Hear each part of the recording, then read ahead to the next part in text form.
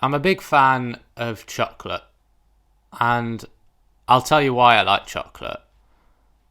It's because it makes you temporarily happy. That's the main thing that's good about chocolate. Like, when you eat a Snickers, normally it's because you've been sad for a really long time. Maybe longer than you can remember. And you don't have the worst life in the world. On a global scale, you're doing quite well. You've got food, access to fresh, clean drinking water. Even after the basics, you've got some of the things that are supposed to enrich your life. You've got friends, hobbies, interests. But there's still that aching feeling inside of you. It's actually a bit of a shape-shifting feeling, because sometimes it's like a dull pain in the background, and then sometimes it's an overbearing acute pain, and then sometimes it's just an emptiness, like a gaping hole. But then you have a Snickers, and for 5 seconds everything's great. Then things go back to feeling bad after that, unfortunately. Temporary happiness is decent though. Not as good as long-term happiness, but it's much easier to get. Long-term happiness requires a lot of work. It's requires introspection, looking into your past, figuring out your own mental health.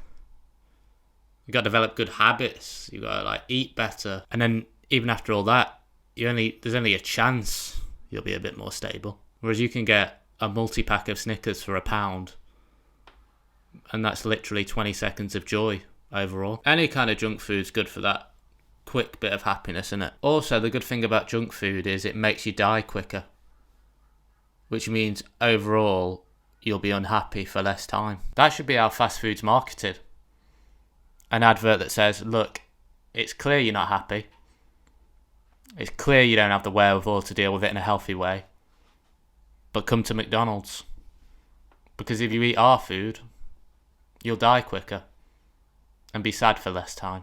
The pleasure of having fast food's prolonged a bit by the anticipation of it as well, isn't it? When you order it, you get that excitement. You're like, hello, I got a fat load of pleasure coming my way. You can even track the order now, which intensifies the anticipation. I like that wheel they have at Domino's. The one that tells you every little stage of the process. It's like your pizza is being prepared, your pizza's in the oven, your pizza is out for delivery, your delivery driver is deeply unhappy, they feel undervalued and overworked, they are in the throes of an existential crisis, they have no way of following their actual dreams due to lack of financial security, they feel trapped, a pawn in the gig economy. Your delivery driver is taking a detour, they are headed to the bridge, we have lost connection to your delivery driver, your pizza is being prepared again, your pizza's in the oven, a new delivery driver is on their way. One of the problems with pleasure is that it's not stable. The hit you get each time isn't consistent. If you have a takeaway for the first time in ages, that feels mint. But if you have one every night, it's still the same taste, but it doesn't feel as good afterwards. Or even during. Same with anything, same with sex, same with drinking, drugs. You always need a bigger hit. If you could just enjoy heroin in moderation, then I'm sure it'd be fine, but heroin is famous for being difficult to moderate.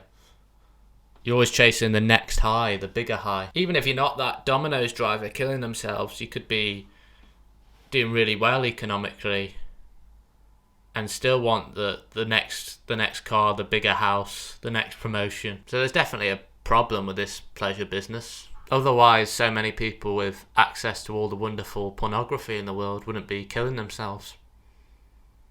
They'd just be constantly filling up on pleasure and going again. So that long-term happiness that I was talking about, that's hard to get, maybe that's the answer. Or maybe it's better to call it meaning. I've heard that before. You shouldn't strive for happiness or pleasure in your life. You should aim for meaning. Find your reason for living. And I agree, but I wouldn't want to get rid of pleasure completely. Would you really want to live without pleasure? If we could find a way of having those little moments of joy and pleasure and not kill ourselves, and that'd be the dream. Because pleasure isn't enough on its own, but I'm not sure meaning is either. So I would say one of the main sources of meaning in my life is doing stand-up comedy. I don't think that's an inherently meaningful thing to do. It might not be meaningful to anyone else, but it just gives me my direction. I feel quite lucky to have it because I don't really feel lost in my life. Like, I know what to do every day. I know I want to write jokes, book gigs, work on my set, perform to people, and keep doing that. It's kind of like a roadmap for me. But if I didn't get pleasure from it, I'm not sure if it would feel as meaningful. I mean, it's kind of the business of pleasure, isn't it, stand-up comedy? It's setting up a joke for 20 seconds and then people laughing for 5 seconds, having a little moment of pleasure, and then just repeating that. Obviously, different people have different styles, and there might be like a longer setup to a bigger laugh or whatever, but it's roughly just little bursts of pleasure. But I don't get that same emptiness feeling with it. It's all very temporary, but I wouldn't want to lose that aspect of it. The fact that the pleasure's temporary doesn't seem to matter as much as it does when I'm eating a Snickers or having a takeaway. Because I do stand-up comedy most nights, and the pleasure from it feels just as good most times, I'd say. But I suppose it's because it is meaningful to me, and what I'm writing feels meaningful. So those short bursts of pleasure don't feel as empty. Maybe that's the trick. Maybe the best moments of pleasure are underpinned by meaning. They kind of go hand in hand, because meaning helps you sustain yourself in the long term, but pleasure brings you into the moment, reminds you how wicked life is. So I guess chase pleasure, but make sure you have a reason for that pleasure. Do heroin, but do it as research for a book about the war on drugs that you're writing. Gorge on chocolate, but do it because you're preparing for a role in a local theatre production in which your character has diabetes. Be pegged by a dominatrix, but make sure the woman wearing that strap-on is your adoring wife. Someone that you want to build a life with. Anyway, I hope this video delivered enough pleasure to help you fill the void for a few minutes. See you next time.